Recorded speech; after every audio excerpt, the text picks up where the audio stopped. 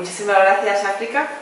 Y nada, y luego tendremos... Pues, sí, si luego me queréis preguntar cualquier cosa que yo pueda resolver, pues nada. Pues nada, lo que dice Eva, ¿no? Ya unos cuantos años dedicándome a esto y bueno, pues a mí me gusta venir, no sé, bueno, están aquí ellas metidas en el APA, pero yo he estado también mucho aquí, me he metido muchas horas en este colegio y ahora están mis nietos y ese es el motivo por el cual yo estoy aquí, porque están aquí mis nietos y hay que seguir con las cosas. Entonces, bueno, vamos a hablar de todas estas cosas que decía Eva, vamos a ver qué es la salud mental, datos, estrés y ansiedad, sistema de alerta, factores predisponentes, un poco lo que hablábamos antes. Vamos a ver con los tipos de ansiedad, las características del sujeto ansioso. Los trastornos de ansiedad más comunes, lo que más nos encontramos en infantil, en adolescentes y en edad adulta. Y después vamos a buscar alguna solución, vamos a intentar dar alguna solución. ¿Qué entendemos por salud? He cogido esta definición de la Organización Mundial de la Salud porque ya cuando la leemos ya sabemos que estamos todos fatal, porque dice: la salud es un estado de completo bienestar físico, mental y social, y no solamente la ausencia de afecciones o enfermedades. Y dices, bueno, pues un estado completo de bienestar en todos estos sentidos parece como que nos está fallando. Pero bueno, es una definición al uso y nos puede venir bien. Y aquí os he puesto una serie de datos que nos han facilitado en el último informe, en el informe del 2023 del Sistema Nacional de Salud, nos están diciendo pues que las cosas no están yendo bien, no están en salud, en la parte de salud mental no están yendo bien. Los estilos de vida de las personas no han mejorado, 4 de cada 10 adultos se declaran sedentarios, es más frecuente en mujeres. El 83% de los niños de 14 y de 18 están con videojuegos y de ellos el 5% ya están en una vida muy sedentaria porque tienen uso-abuso. El tabaco sigue en población desde los 15 años en un casi 20%, más prevalente en hombres. El alcohol en casi un 12% de jóvenes de 15 a 24. Bien. 2 de cada 10 estudiantes de entre 14 y 18 han consumido cannabis en el último año, más los chicos que las chicas. 343 casos de cada 1000 registrados por trastornos mentales y de conducta, más en las mujeres, en la juventud y la etapa adulta, y en general más problemas en varones en la infancia y la adolescencia. 343 casos por cada 1000 habitantes, es muy elevado, con problemas de la salud mental. En atención primaria, en adultos, 240 de cada 1000 atendidos por, en primer lugar, trastornos de ansiedad, después de sueño y luego trastornos depresivos. Y en atención primaria infanto-juvenil hasta 25 años, trastornos de ansiedad, trastornos del aprendizaje y el TDAH famoso, en donde se está metiendo mucho, durante una época se ha sobrediagnosticado o infradiagnosticado en función de los momentos. Bien, bueno, pues con todo esto, el Colegio Oficial de Psicólogos nos dice pues que se ha disparado el absentismo en la etapa adulta, pero también en la etapa escolar. Los niños se ponen malitos, les duele la tripa, no pueden ir al colegio. En este momento lo que está pasando, y un poco lo estábamos comentando hace un instante, ¿no? La gente ya va con la demanda, ya vas al médico con tu diagnóstico, vengo porque tengo ansiedad, y entonces ya es como si vas al médico y le dices: hola, buenas tardes, tengo colesterol. Bueno, vamos a ver qué te pasa, ¿no? Bueno, pues la gente ya viene con el diagnóstico. Además, hay una baja tolerancia a la frustración.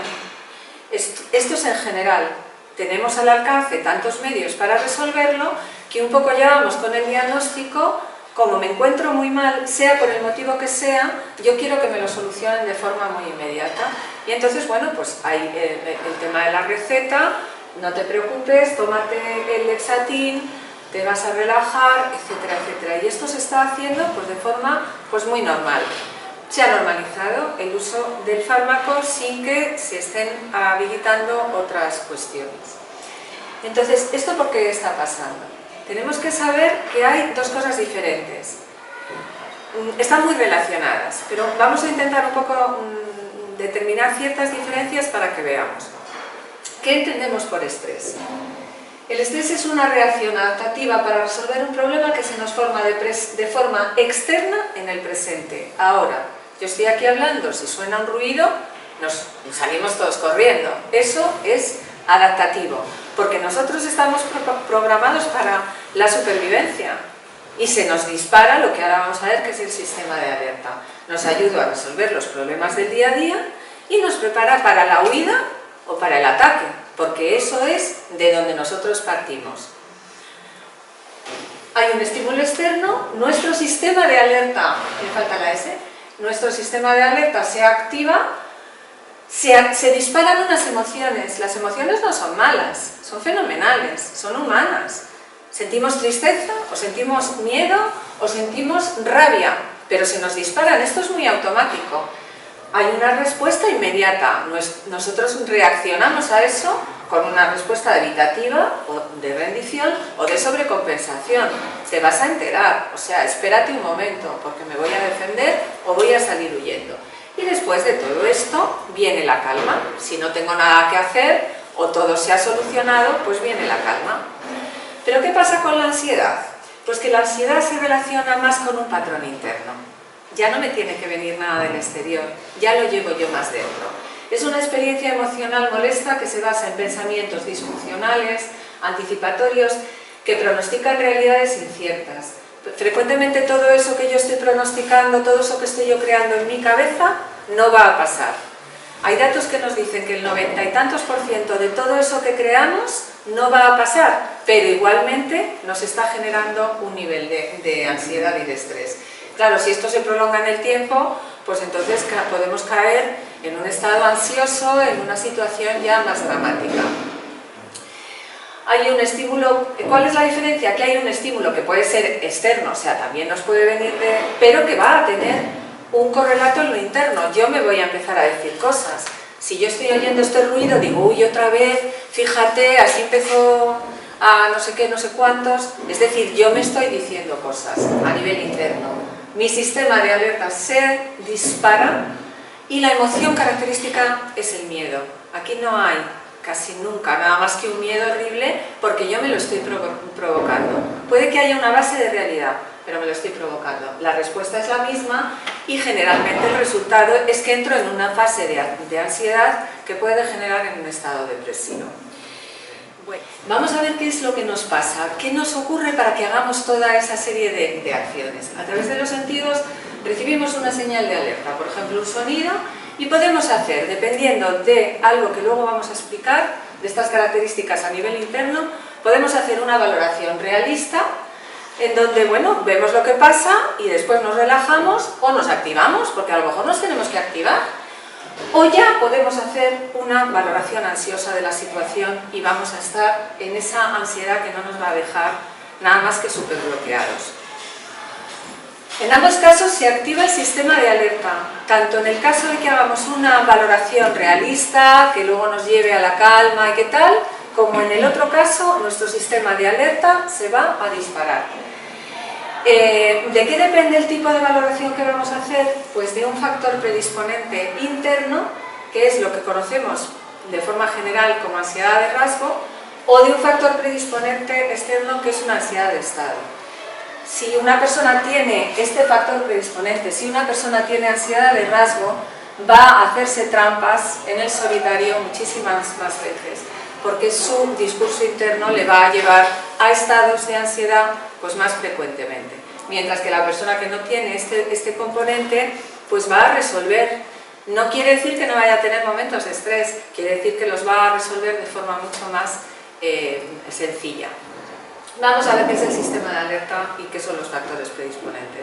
El sistema de alerta es, esto está todo ya hechito, ¿no? Entonces dices, el estímulo, el sistema de alerta se pone, el estímulo, el sonido, lo que sea, me da igual, es el que cada uno diga. El sistema de alerta se pone en marcha, el hipotálamo, que es nuestra central de la regulación y la supervivencia, que está en nuestro cerebro, así como si trazamos un ángulo recto más o menos, para hacernos una idea, pero por ahí es muy pequeñito, pero sin embargo está dedicado a la regulación y a la supervivencia.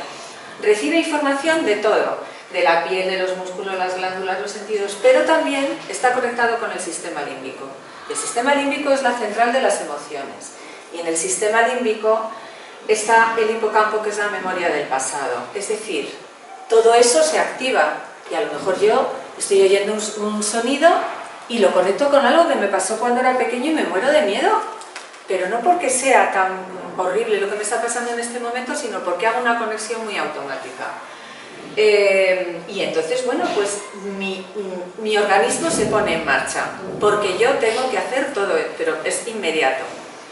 ¿Qué es lo que pasa en el organismo? Sale una señal muy rápida desde el hipotálamo que llega a las glándulas suprarrenales, que son unas glándulas situadas encima de los riñones, que para que os hagáis una idea, he puesto este dato, me parecía curioso. En el 5º mes del embarazo, esto ya está hecho.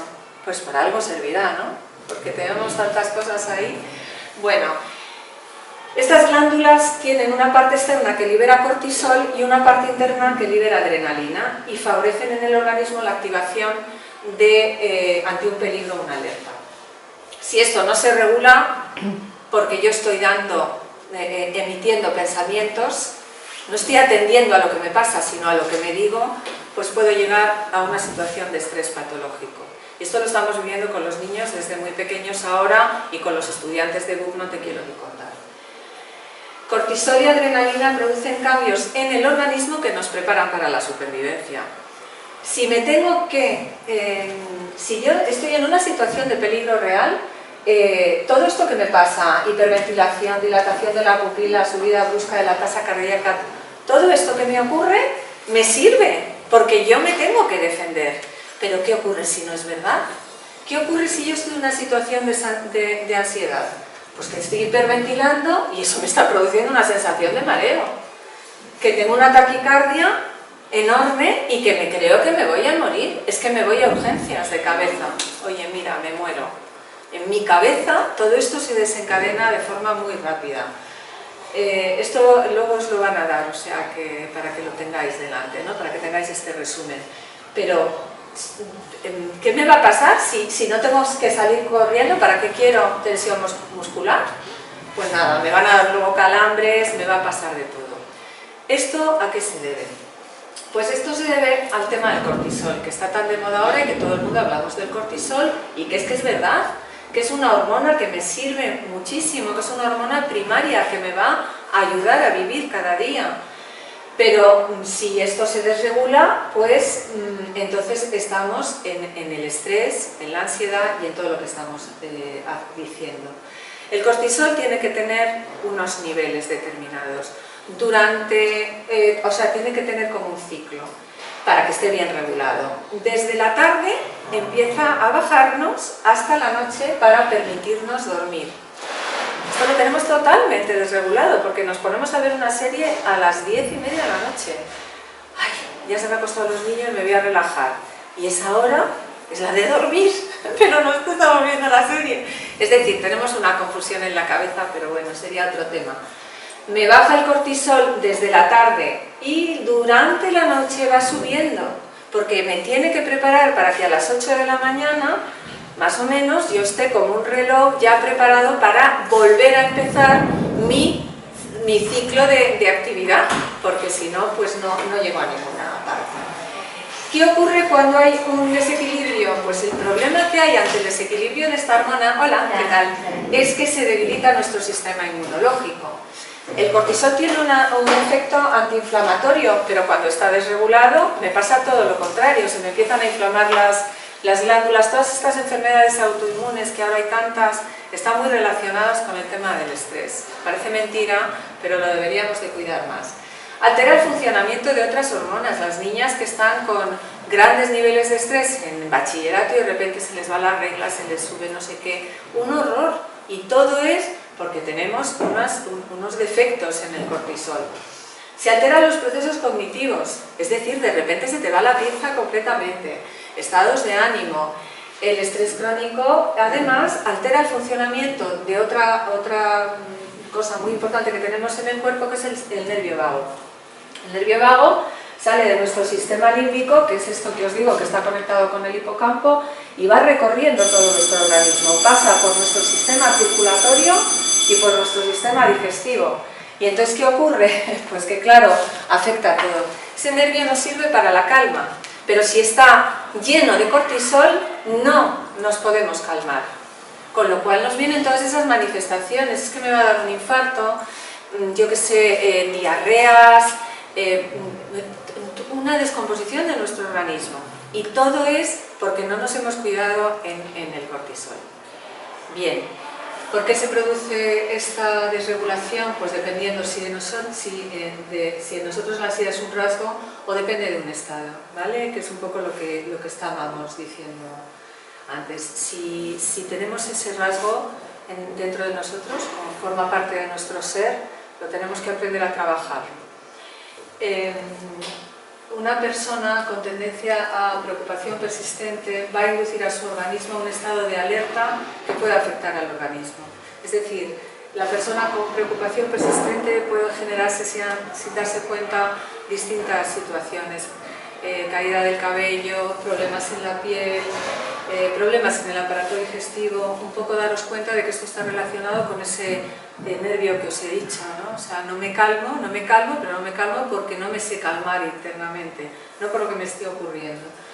Y claro, el problema es que el estrés crónico puede afectar al sistema inmunológico. Con la Iglesia hemos topado, o sea, me puedo buscar pues, ya enfermedades muchísimo más graves. Entonces, estas cosas hay que cuidarlas. Los factores predisponentes, aquí os pongo lo interno o lo externo.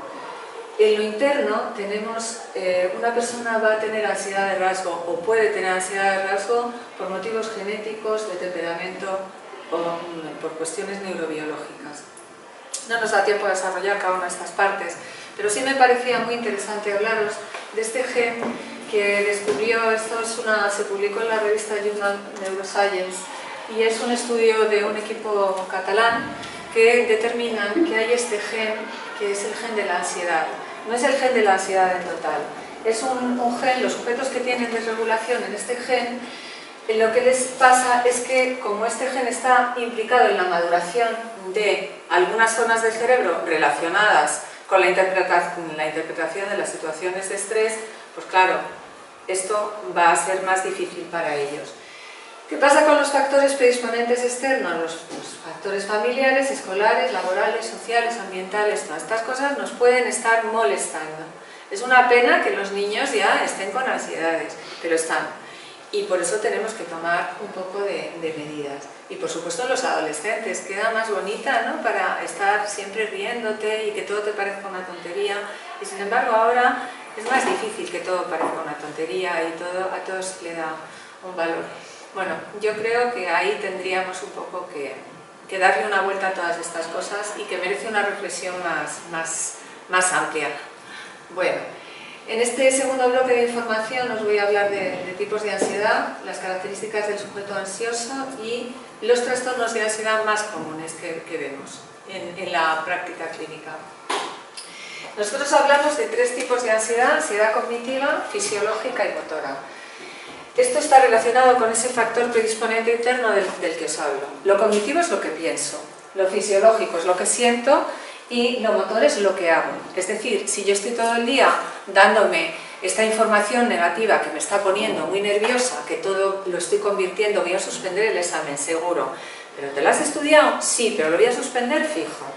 Y ya ahora no hacemos lo que hacíamos antes. Antes nos íbamos a Santa Gema, ahora no nos vamos a Santa Gema, ahora nos vamos y lo pasamos fatal, porque es verdad, yo por lo menos en mi época no sé si tenía ansiedad, pero mi madre me llevaba a Santa Gema y ya está, y yo iba a rezar y no sé si tenía ansiedad en los exámenes, pero la verdad es que era una vía de salida. Pero ahora no, ahora tienes a los niños de cuarto de la ESO o bachillerato, lo que sea, y están, es que voy a suspender, y es un horror porque así lo creen. Y entonces ya van con esa predisposición y puede que eso afecte a sus capacidades cognitivas, y niños que son brillantes y que han estudiado llegan al examen y el resultado pues no es el que ellos esperaban. Pero bueno, eso ya lo veremos.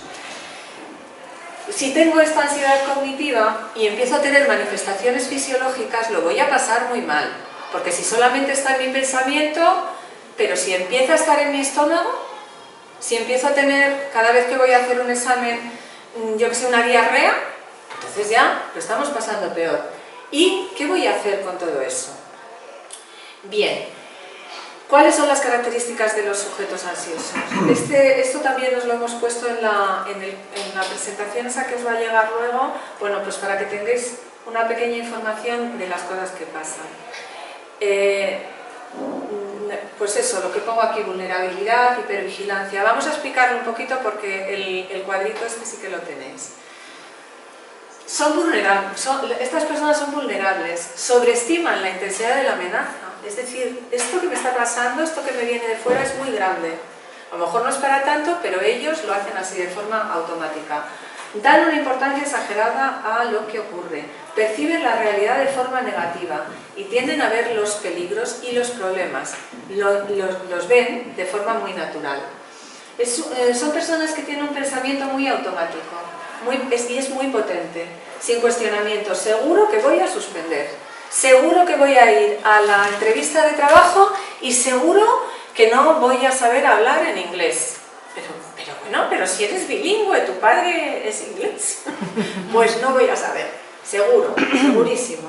Hay una incapacidad para generar alternativas, una incapacidad para evocar experiencias positivas. Ah, no, pues fíjate, la otra vez que fui a la entrevista de trabajo se me dio fenomenal. No, en ese momento a muerte con lo negativo. Y esta forma de personalizar, es que ¿por qué me pasa esto a mí? Este dolor, ¿por qué me pasa esto? ¿Qué voy a hacer? No voy a saber salir de esto. Y es muy doloroso, la verdad, esto. Hay una rumiación, un círculo vicioso. La persona le dedica tiempo a pensar y pensar sobre lo que le preocupa. Y el lenguaje interno, esto que es también muy interesante, y que también nos podríamos reunir algún día a hablar del lenguaje interno, es esto tan circular que se puede llegar a dar, es una rumiación y deja un efecto en mi cerebro. En mi cerebro deja un efecto todo aquello que hago muchas veces. Si yo me pongo a bailar la sevillana y la bailo mal, eso me deja una huella. La voy a seguir bailando toda mi vida mal hasta que me pare a aprender a bailarla bien. Pues esto es igual. Si he dejado en mi cerebro esa huella, es como una herida dentro de mi cerebro. De forma automática me salta. ¿Vale? Bueno, pues tenemos que tener cuidado con esta rumiación. Esta preocupación ansiosa, no voy a poder, no sé cómo afrontarlo. Claro, todo esto genera emociones de tristeza, de ansiedad. La persona que tiene este perfil es una persona muy indefensa. No perciben las señales positivas, un poco lo que decíamos antes, y subestiman su capacidad de resolver. Son personas que a lo mejor son súper válidas, o que han sido muy válidas, han sido director general de la empresa no sé cuántos millones de cosas, y de repente se les viene encima el tema de la ansiedad y se quedan absolutamente anulados. Como seres humanos no son capaces de dar pie con bola y empiezan a subestimar la capacidad de resolver los problemas. Esto también es muy típico, la autohipervigilancia. Son personas que están siempre, ¿no? Pues a mí me parece como que me noto, no sé, como que me noto aquí, oye, pues no será esto de no sé cuántos, todo el rato. Oye, pues me noto como un poco que me duele no sé qué. Y es todo el rato, todo el rato. Claro, al final te acaba doliendo. Esto es como el chiste del Jaimito, ¿no? Pues si lo repites mucho, pues te acaba pasando. Es un pensamiento muy catastrofista, ¿no? Me va a dar un infarto. Y es que es verdad. Que esta es la creencia. La gente cuando va a urgencias va con una sintomatología de infarto. Lo piensan de verdad. Es un sufrimiento enorme y dolorosísimo, de las cosas más dolorosas. La buena noticia es que nadie se muere de un ataque de ansiedad. De un ataque de ansiedad no te mueres del infarto, pero de un ataque de ansiedad no. Pero la persona, hasta que llega y se lo dicen... Mira, yo tengo una paciente que hasta que consiguió una persona muy válida, puedo hablar un poquito de ella porque está colgada la entrevista que hemos hecho. Y esta persona maravillosa, ella tardó mucho tiempo en aceptar que lo que le pasaba es que tenía ansiedad. No se lo podía creer, porque toda la vida había estado criticando a la gente que tenía ansiedad. Y entonces cuando había alguien que se daba de baja por ansiedad, decía, es que es una petarda. Y llegaba otro, es que es un carota. Y así, esto que hacemos en la vida muchas veces, ¿no? Que tratamos mal a los demás porque no nos ha pasado a nosotros. Hasta que, y claro, no podía pasarle a ella esto, ¿no? Y le pasó. le pasó y su vida ha cambiado de forma radical en todos los sentidos y a mejor, porque está muy bien. Pero bueno, que a veces te vienen estas cosas y luego te ayudan a salir adelante en la vida en otras cosas. Estas son lo fisiológico, que es esto que ya hemos dicho, falta de aire, hiperventilación, todo esto, y esto es lo motor. Ante esta situación en donde yo ya no puedo más, porque yo tengo esta carga de pensamiento, este dolor, este continuo desarrollo de dolor dentro de mi cabeza, pues entonces el sujeto ansioso pues va a buscar la seguridad para reducir el malestar, porque no puede más, es que no puede más, y entonces quiere reducir el malestar. Lo puede reducir con conductas, esto es motor, de escape, en donde, bueno, el motor en el sentido de que tengo que hacer algo, o sea, yo ahí tengo que como que planificar. Voy a llamar a mi amiga para tomar un café, a ver si me distraigo, voy a escuchar música, voy a leer. Podríamos decir que esta es la parte más positiva, me siento con ansiedad y digo, bueno, pues voy a llamar a una amiga mía, procurando que no sea la que me pone de los nervios, eso sí, porque si llama a la que me pone de los nervios ya hemos vuelto a empezar, pero o me pongo a escuchar música o qué sé yo, ¿no? Pero también me puedo volver a casa y es una conducta también de escape. Me encuentro con ansiedad y digo, me voy de una reunión, me voy de una conferencia, me voy de algo que me está encantando, pero me voy, porque noto esa ansiedad y me empiezo a estar metiendo con mi salud, conmigo misma. Puedo acudir al médico para que me administren un fármaco y mucha gente acaba teniendo adicciones, porque buscan en esa sustancia la calma que no encuentran por sí mismos y se meten en un campo del que tampoco podemos hablar hoy, pero que es tremendo. También puedo hacer en estos sujetos, puede pasar en estos sujetos ansiosos, pues conductas de evitación. Y esto es tremendo, porque estas personas se van a su zona, lo que todo el mundo dice, mi zona de confort. Mi zona de confort, naranjas de la China. Mi zona de desconfort, porque me cambia la vida. Me voy metiendo y ya no salgo. Bueno, pues esas son las consecuencias de todo esto que estamos diciendo. ¿Cuáles son los trastornos de ansiedad? En la etapa infantil, para determinar si un niño está atravesando un periodo de ansiedad, pues tenemos que ver esta ansiedad de rasgo o esta ansiedad de estado. Nosotros ya conocemos a nuestro niño, ya nos está dando señales, ya le estamos viendo, pues es que es igual que su tío Pepito, y su tío Pepito estaba siempre pues como muy súper nervioso y tal. Bueno, pues podemos pensar, o la familia es muy nerviosa, que tiene esa vulnerabilidad en su ser. Oye, pues ¿qué le vamos a hacer? A otro le da por tener catarros. Bueno, pues entonces nosotros lo vamos a tener que tratar de una forma diferente. O es una ansiedad de estado. Si es una ansiedad de estado es que le está pasando, le está ocurriendo algo que no sabe manejar, también tendremos que estar pendientes. Esto es una pregunta que nos debemos de hacer ante el estado de ansiedad que estamos viendo en cualquier persona de nuestro entorno, a nuestros niños, nuestros seres queridos. Vamos a observar en los niños con ansiedad, sea de la que sea, pero en general, unos cambios en la conducta. Puede que empiecen a hacer conductas regresivas, se vuelven a hacer pipí, vuelven a querer estar durmiendo en el cuarto de los padres, están como nerviosos, puede que no quieren ir a comer en el comedor del colegio, o niños que no hacen nunca pipí en el cuarto de baño del colegio porque les ha pasado algo, les da miedo, yo qué sé, millones de cosas. Tenemos que estar un poco pendientes, no de forma obsesiva, pero sí un poco. O no quieren ir a casa de alguien, porque bueno, pues porque les da miedo separarse de sus padres. Todas estas cosas nos están señalando algo y a los niños hay que hacerles caso, no fomentar en ellos conductas que sean maladaptativas, pero sí, si un niño nos está demostrando algo a través de su ser, nosotros le tenemos que atender, nos tenemos que fijar. Puede que haya manifestaciones somáticas, le duele la tripa, empieza con tensiones, con tal, o tics, luego vamos a ver un poco qué es esto de los tics. Puede que haya manifestaciones físicas, nerviosismo, movimientos atípicos, de repente este niño está en un sitio y hace unos movimientos muy raros que nosotros no nos cuadran, es algo diferente, que nos está mostrando algo que nosotros no habíamos visto. O puede que empiece a tener pesadillas, problemas de sueño, problemas interpersonales, no se quieren relacionar con determinados adultos o no se quieren relacionar con sus iguales.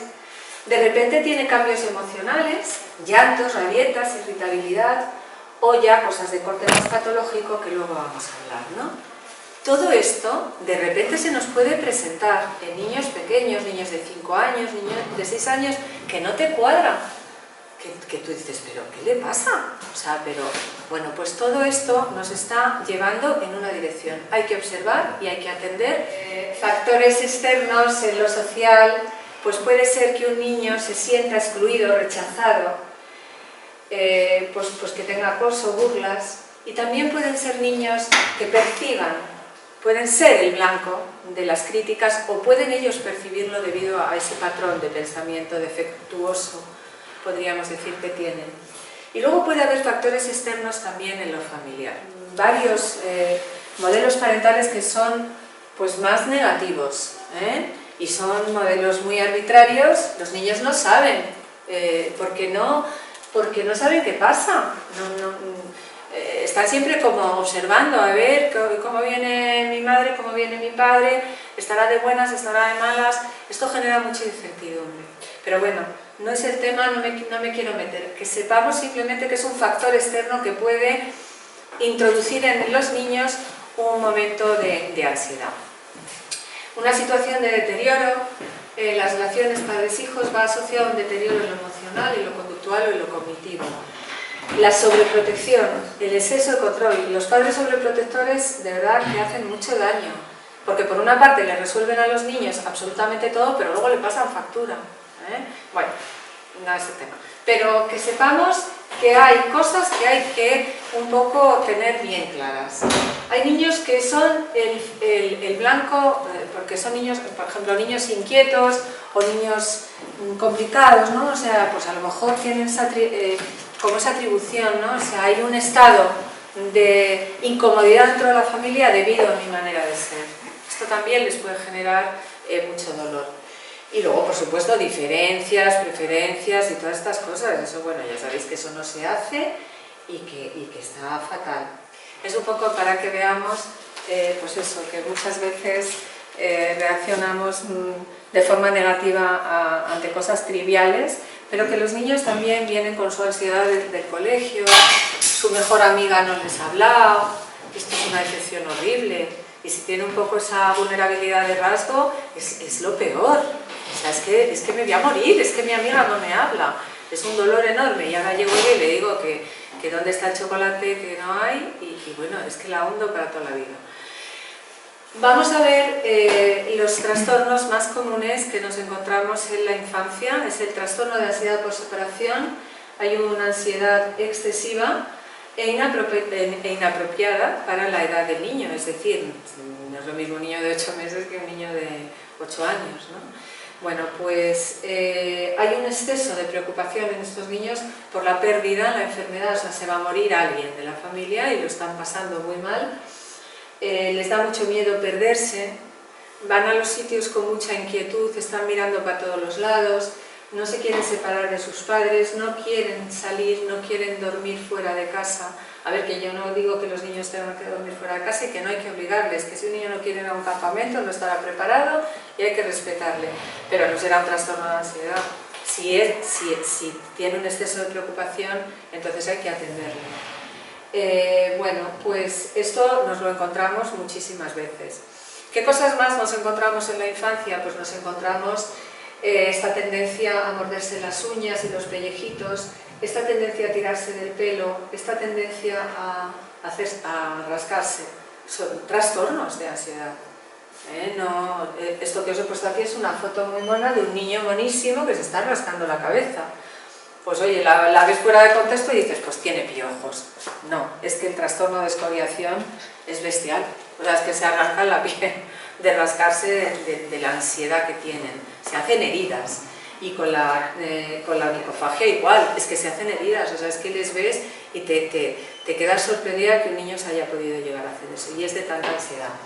Y os he puesto los tics fonológicos y motores porque no son trastornos de ansiedad los tics. Son trastornos motores, no tienen nada que ver, pero están relacionados. Muchos niños empiezan a desarrollar a partir de los 5 años tics que pueden ser pues simples, empiezan a hacer un movimiento, o complejos porque tienen varios tics a la vez, y empezamos a ver a partir de los 5 años, cuando van a tener un cumpleaños, cuando van a, o luego ya más. Es decir, hay una etapa en la que esto se puede empezar a ver.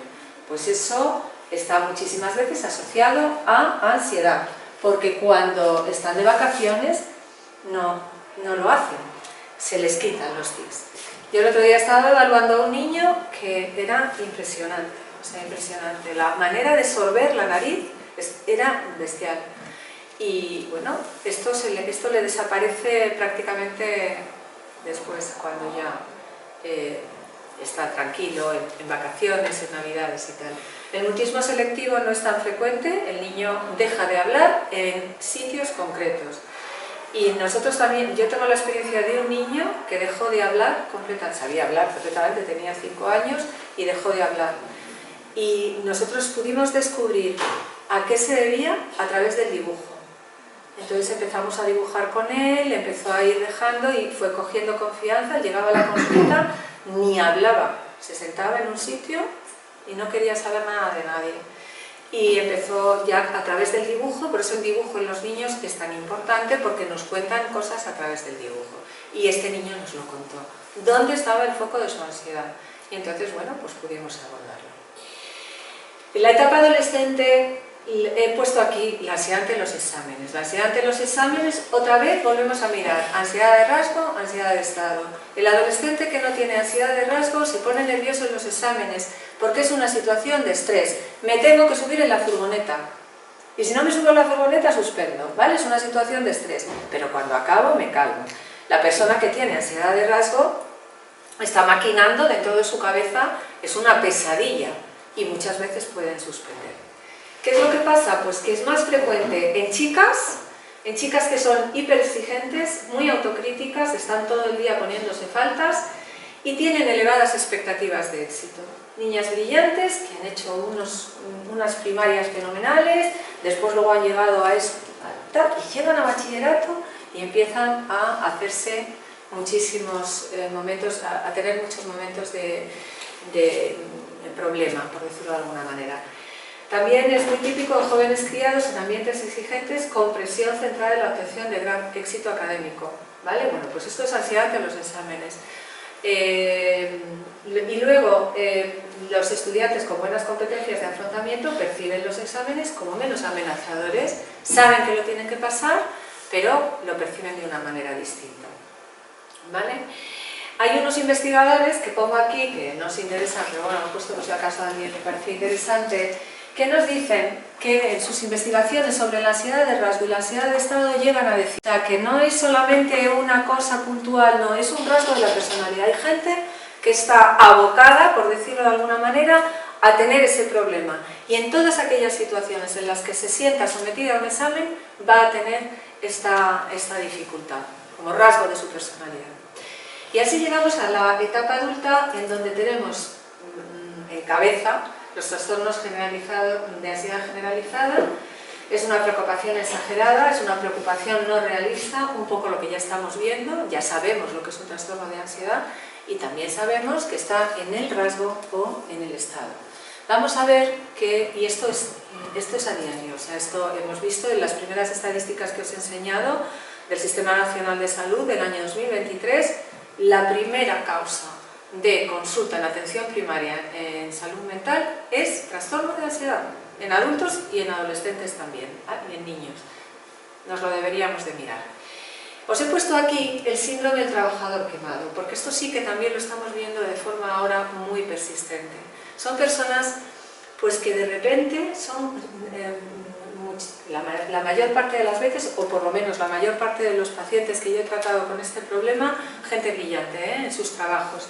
Y de repente empiezan a entrar en una situación de estrés, se desmotivan, sienten el trabajo como con mucho desaliento. Muchas veces la expectativa que ellos habían puesto dentro de su cabeza, que iban a alcanzar tal puesto, tal otro, y a lo mejor de repente pues ponen a otra persona, ¿no?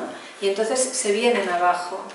Y hay muchísimo absentismo, mucho dolor, mucho dolor aquí metido, pueden tener alteraciones psicológicas, con estados muy desfavorables, alteraciones conductuales, como hemos dicho, y después pues toda la parte fisiológica esta tan aparatosa que tanto duele.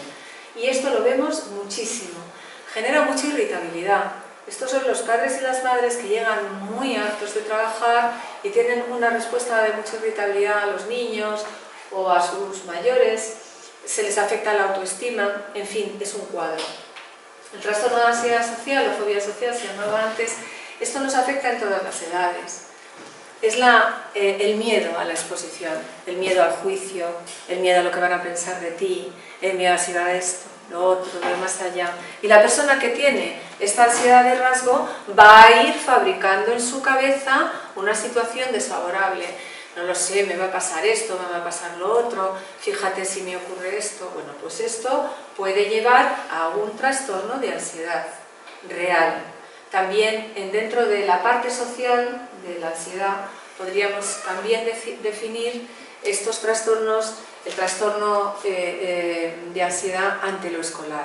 Muchos niños empiezan a tener una fobia, pero una fobia real, y no quieren ir al colegio, ¿vale? Bueno, más que un poco nombraros así un poco por encima, si no nos da tiempo a profundizar. Y aquí tenemos el ataque de pánico, que este es el peor. Esto es lo más heavy que le puede pasar a una persona que luego no se va a morir, pero es muy heavy. Hay algo que pasa, algo que ocurre o algo que no ocurre. Porque hay un gran porcentaje de personas a las que les da un ataque de pánico estando tranquilamente en un concierto de música o en un restaurante, y de repente empiezan a encontrarse mal y se van al médico, pues un poco lo que hablábamos antes, ¿no? Pero el cuadro que presenta es bestial, o sea, el cuerpo está completamente descompuesto. Daros cuenta de que su sistema de alerta se ha activado de forma brutal, pero para nada, porque aquí no había ningún león. Yo no tenía que salir corriendo, pero yo el león lo llevaba incorporado. Y me estaba rugiendo desde hacía tiempo, y aquí llego.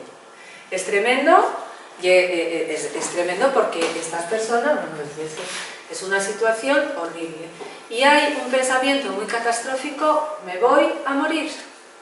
Me voy a morir. Y es así, es muchísimo sufrimiento, mucho llanto y mucho dolor. Puede incluso llegar a ocultar alguna cosa que sí que sea verdad. Pero bueno, los médicos normalmente se dan cuenta, ¿vale? Bueno, pues todo esto tiene que tener alguna solución. Vamos a ver qué soluciones encontramos. ¿Qué podemos hacer? Vamos a buscar soluciones a nivel cognitivo, con nuestro pensamiento, y a nivel motor, con nuestra forma de actuar. Dentro de lo cognitivo vamos a entrar en una etapa de autoconocimiento. Esto es para todos. A un niño de 7 años tú no te puedes poner enfrente y si ve que tiene ansiedad decirle: hola cariño, tienes que entrar, ha dicho la psicóloga que ha venido a hablar que tienes que hacer esto del autoconocimiento. Esto el niño se queda frustrado por el resto de su vida y entonces pues no. Pero nosotros sí lo podemos hacer. Como padres sí que podemos hacer esta reflexión, y también podemos hacer esta reflexión pues con nuestros niños con otras palabras. Venga, vamos a ver, yo qué sé. Tampoco sin darle mucho carrete, ¿eh? Que a los niños hoy en día se les explican tanto las cosas que les montamos unos zipizapes en la cabeza. Yo no estoy muy a favor, de todo esto, pero tampoco es el tema, y entonces no os voy a decir a favor de lo que yo estoy. Creo que tantas explicaciones... Mirad, en educación y en psicología, cuando una cosa no está dando resultado, aunque no está mal, tenemos que reflexionar y entonces mirar a ver si se nos ha ido un poquito la mano, ¿vale? Bueno, os lo dejo ahí. El caso es que... Pero nosotros sí, nosotros somos mayores, pues vamos a ver, vamos a entrar en esta parte del autoconocimiento, a identificar nuestras distorsiones cognitivas, de dónde proceden, por qué me monto yo esta película en mi cabeza, por qué hago todo este drama, etcétera, etcétera. Aprender a observar los aspectos de la situación. Las cosas no son tan polarizadas, tan blancas o tan negras. Vamos a darle vueltas, ¿no? No etiquetar. No ir ya, es que voy a ir a casa de no sé quién, lo voy a pasar fatal. Pues a lo mejor no, ¿vale? A lo mejor sí, pero a lo mejor no.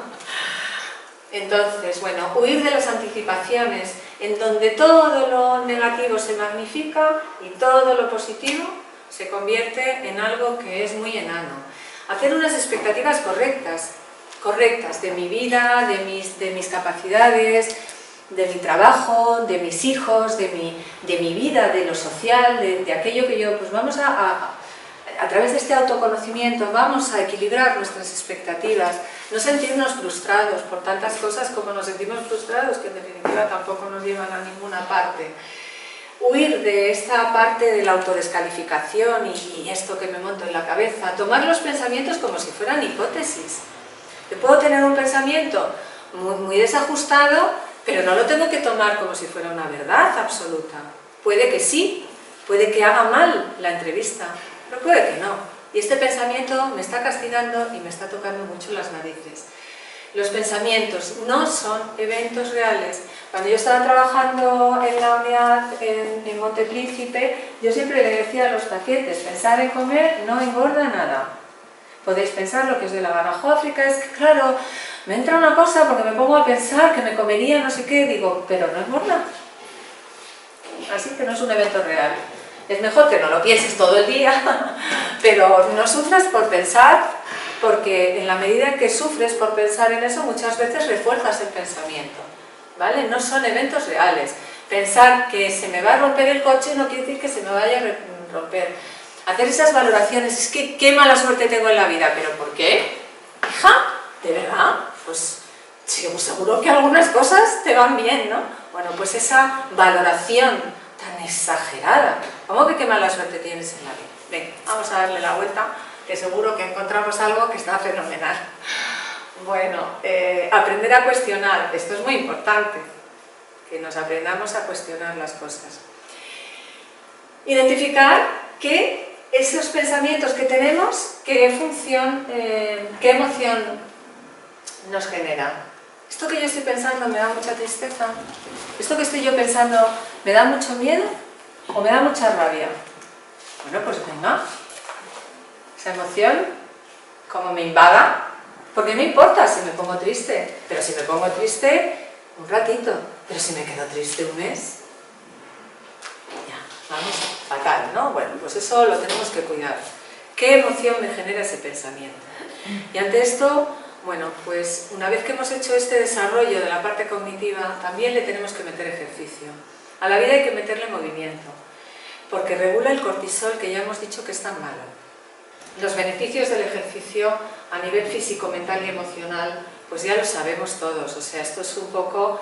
Yo cuando estoy preparando esto digo, pero bueno, o sea, pero que les estoy contando, si se lo saben, fenomenal. Pero bueno, un poco que reflexionemos que a nivel físico repercute en nuestro sistema inmunitario, que nos defiende de enfermedades. Entonces es muy importante, aunque no tengamos ansiedad, el ejercicio es muy importante. Que a nivel mental mejora nuestros procesos cognitivos de atención y memoria. Hombre, con la atención tan dispersa que tenemos ahora, que es uno de los males de nuestra época. Y luego genera mucho bienestar psicológico. Es mejor hacer el ejercicio al aire libre. Y el ejercicio consciente, yo pongo ejercicio consciente, vaya, no porque me lo haya inventado, yo no me he inventado nada, todo esto se lo han inventado otros. Yo estoy trabajando mucho tiempo con todo esto, pero esto está más que descrito, hay gente muy sabia, hay gente que lo explica fenomenal y maravillosamente y lo vais a encontrar si os interesa. Pero sí que el ejercicio consciente, pues nosotros le llamamos a eso que hacemos para conseguir un fin. Es que me voy a poner a nadar porque esto me va a venir bien para relajarme, porque estoy muy estresada, ¿no? Eso es ejercicio consciente. Entonces le estoy dando un valor a eso que estoy haciendo, porque es diferente. Hacerlo porque he tomado conciencia de que tengo un problema, que hacerlo, bueno, pues porque pasaba por allí, ¿vale? El ejercicio, hay un aporte enorme de endorfinas, y las endorfinas las genera el propio cuerpo y son unas hormonas fenomenales. Generan mayor tolerancia al dolor, retrasan el envejecimiento, potencian el sistema inmunitario, calman el estrés, aumentan los niveles de energía y la sensación de placer. O sea, las endorfinas son, podríamos decir, las enemigas del cortisol. Si tengo mucho cortisol porque yo le estoy dando me estoy dando muy mala vida en lo mental, en lo físico, y me estoy deteriorando mucho, lo único que puedo hacer es hacer cosas para ir en contra de eso. Y yo creo que esto lo hemos podido comprobar todos, o sea, en épocas, esto es muy típico. La gente que estaban estudiando, tus hijos ya más adolescentes y tal, es que no me da tiempo a hacer deporte, tengo que estudiar. No. O sea, si me los encuentro yo, les digo que naranjas de la China. No. Tú a hacer deporte y luego también a estudiar. Pero como dejes de hacer ejercicio, te vas a enterar tú de la lección de Historia del Arte. Ya te digo yo que no, porque es que es así. Entonces no deben dejar nunca de hacer ejercicio y jamás se debe castigar, que muchas veces decimos, pues ya no vas a fútbol, pues ya no vas a no sé cuántos. Que vayan, por lo menos que se vayan un rato y que nos dejen tranquilas, ¿sabes? Si se nos ponen las endorfinas bien altas, que nos tienen altas. Bueno, pues que hagamos un poco estas cosas, ¿no? Que tenemos que tener cuidado. No sé cómo voy de tiempo. Bueno, quedan 25 minutos. 25 minutos, pero... En total. En total. En total. Entonces, no, pues para terminar ya. O sea, no os voy a poner una cosa. Nos bajan las endorfinas por una alimentación inadecuada, esto ya lo hemos podido comprobar. La gente que hace esas dietas de las proteínas y todo eso la lía parda, porque eso es muy malo, y por falta de ejercicio. Entonces, pues nada, entramos en una fase de desinterés por el entorno y depresión y alteración. Aquí os he puesto sedentarismo y problemas físicos. Disminuye la masa muscular. Esto no es bueno para nuestro organismo. Se pierde agilidad, entramos en otros problemas relacionados con el peso. A nivel mental, problemas cognitivos de atención, concentración y memoria. Estas son estadísticas de la población sedentaria en chicos y en chicas, 37% en chicos, 40% en chicas. Y se sabe que los niños, los escolares, que hacen una vida sedentaria tienen más problemas en la conducta, más dificultades para el control de la conducta y para el control emocional. Por lo tanto, no puede ser. Aquí os he puesto esta gráfica en donde la gente dice el motivo por el cual no hace ejercicio. Por falta de tiempo, de voluntad, de salud y etcétera, etcétera. Para la falta de tiempo, lo sentimos, pero nada, no. Ahora, planificación. Esto no, o sea, lo sentimos, hay que planificarse. A lo largo del día tenemos que hacer ejercicio. Para la falta de motivación, se acabó el rollo. Aquí, esto de la motivación no está funcionando. Obligatorio. Lo que es bueno no se cuestiona. Es que no estoy motivado para comer lentejas, lo sentimos. Es que no estoy motivado para estudiar, también lo sentimos. Me importa un pito la motivación, con perdón. Y aquí, como estamos poquitos, luego no se lo digáis a los demás. Porque van a decir esto así, no le importa la motivación. No, es obligatorio, ¿vale? O sea que, importante. ¿Qué podemos hacer ante la respuesta relacionada? No hago ejercicio porque tengo que, no sé qué, del ocio y el ejercicio. Pero es que el ejercicio no es por ocio. Hemos dicho que tiene que ser un ejercicio consciente. No es por ocio, es por salud física y no hay negociación. Es imprescindible que busquemos nuestro punto de partida, que no nos hagamos autosabotaje, que nos dejemos ya de no cuidarnos cuando sabemos cómo podemos ayudar a nuestro organismo para salir de tantas y tantas circunstancias relacionadas con el estrés. Es muy importante que busquemos momentos de calma. Con esto termino. No nos resistamos. Muchas gracias. Que os haya ayudado. Si me queréis hacer alguna pregunta, pues no sé si...